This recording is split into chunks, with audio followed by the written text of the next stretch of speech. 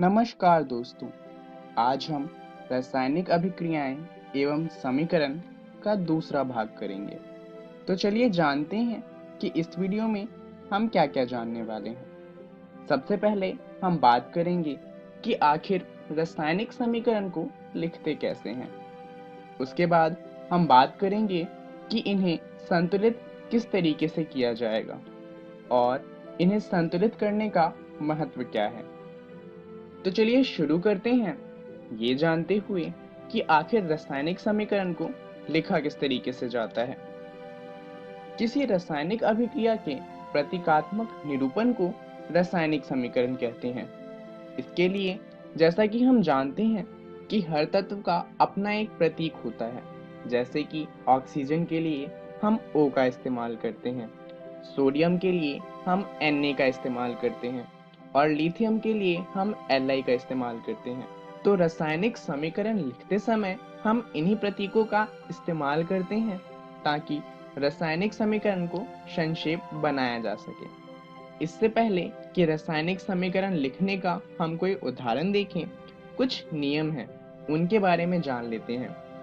हम जितने भी अभिकारक होते हैं उन्हें बाईं तरफ लिखते हैं और जितने भी उत्पाद होते हैं उन्हें दाईं तरफ लिखते हैं।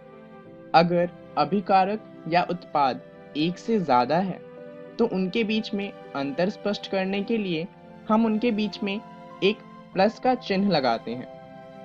अब हम एक तीर का सिरा लगाते हैं जो हमें ये बताता है कि उत्पाद की दिशा क्या है और अभिक्रिया किस दिशा में हो रही है।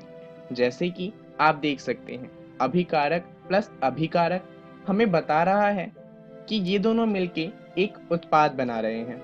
यहाँ पर दो उत्पाद हैं, इसलिए बीच में एक प्लस का चिन्ह लगाया गया है।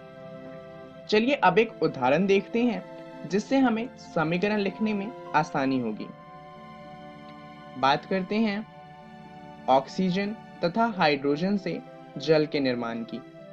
यहाँ पर हाइड्रोजन के लिए हम H2 का इस्तेमाल करेंगे। हाइड्रोजन का प्रतीक होता है H और क्योंकि हाइड्रोजन गैस में हाइड्रोजन के दो अणु होते हैं इसलिए नीचे 2 लगाया गया है। इसके साथ ऑक्सीजन जब अभिक्रिया करता है, ऑक्सीजन गैस में भी ऑक्सीजन के 2 अणु होते हैं तो हमें एक उत्पाद मिलता है जिसे हम जल कहते हैं। जल का रासायनिक सूत्र होता है H2O। यहाँ पर H2 और O2 जो हैं ये दोनों अभिकारक हैं। दोनों के बीच में अंतर स्पष्ट करने के लिए हमने एक प्लस का चिन्ह लगाया है। फिर जो तीर का सिरा है वो हमें उत्पाद की दिशा बता रहा है, जहाँ पर H2O जो है वो हमारा उत्पाद है।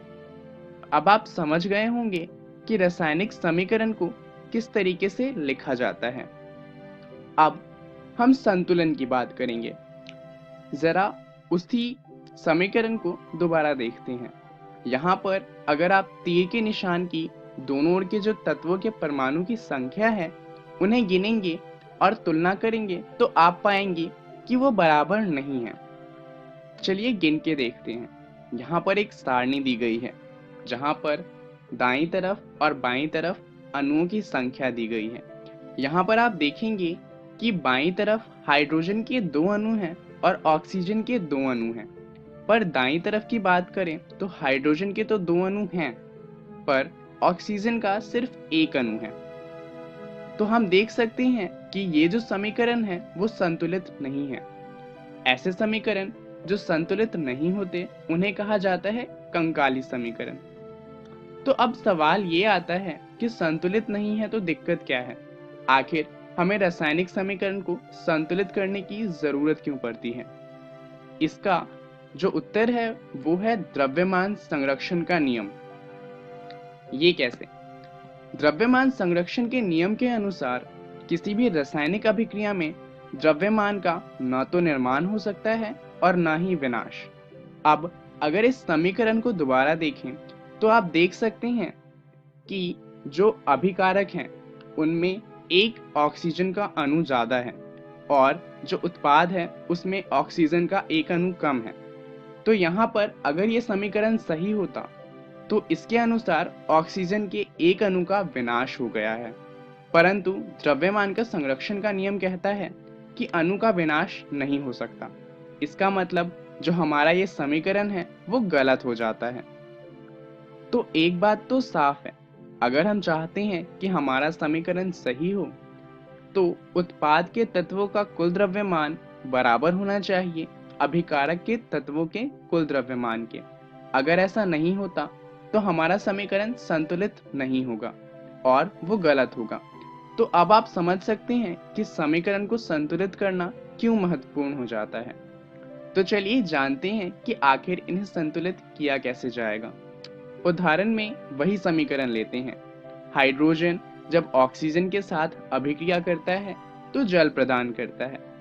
अब आप सोच रहे होंगे कि समीकरण को बराबर करना है तो H2O की जगह H2O2 लगा देते हैं, समीकरण बराबर हो जाएगा। परंतु हम ऐसा नहीं कर सकते। क्यों? क्योंकि जो तत्व हैं उनके रासायनिक सूत्रों को नहीं बदला जा सकता। तो आखिर अब बराबर किया कैसे जाएगा? हम तत्वों के रासायनिक सूत्रों को संख्याओं से गुणा करके इन्हें बराबर करने का प्रयास करेंगे। चलिए देखते हैं कि ये किस तरीके से होगा। सबसे पहले हम दाईं और बाईं ओर के तत्वों की गणना करेंगे। यहाँ पर अगर आप ध्यान दें तो बाईं तरफ हाइड्रोजन के 2 अणु हैं और ऑक्सीजन के 2 अणु हैं।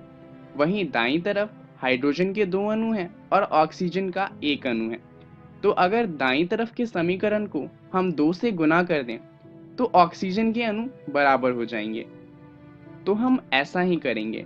हम जो दाईं तरफ समीकरण लिखा है उसे 2 से गुणा करेंगे। अब इससे क्या होगा? यहाँ पर आप ध्यान दें तो ऑक्सीजन के अणु तो बराबर हो गए, परंतु हमने 2 से गुणा किया है तो वो पूरी समीकरण से गुणा होगा। तो O का 2 हो जाएगा, परंतु जो हाइड्रोजन पहले से 2 है अब वो 4 हो जाएंगे। तो अब ऑक्सीजन तो बराबर हो चुका है, परंतु हाइड्रोजन बराबर नहीं है। तो यहाँ पर अगर हम देखें तो बाईं तरफ हाइड्रोजन के 2 अणु हैं और दाईं तरफ 4। तो बाईं तरफ के समीकरण में हाइड्रोजन को 2 से गुणा करने पे समीकरण बराबर होता हुआ दिखता है। तो हम ऐसा ही करेंगे। हम बाईं तरफ में जो हाइड्रोजन है उसको 2 से गुणा करेंगे। इससे क्या होगा कि बाईं तरफ हाइड्रोजन के 4 अणु हो जाएंगे। अब आप देखें तो समीकरण बराबर हो चुका है, क्योंकि समीकरण की तीर के निशान के दोनों तरफ तत्वों के परमाणुओं की संख्या बराबर है और जो हमारा संतुलित समीकरण है वो कुछ इस प्रकार का दिखाई देगा। 2H2 प्लस O2, जिससे हमें मिलता है 2H2O। चलिए एक बार देख लेते हैं कि इस वीडियो में हमने क्या क्या सीखा। सबसे पहले हमने रासायनिक समीकरण लिखना सीखा और फिर हमने जाना कि रासायनिक समीकरण को संतुलित किस तरीके से किया जाता है और इसका महत्व क्या है। चलिए अब जान लेते हैं कि अगली वीडियो में हम क्या जानेंगे। अगली वीडियो में हम बात करेंगे संतुलन की, कि रासायनिक समीकरण को संतुलित किस तरीके से किया जाता है और रासायनिक अभिक्रियाओं के प्रकार की बात करेंगे। धन्यवाद।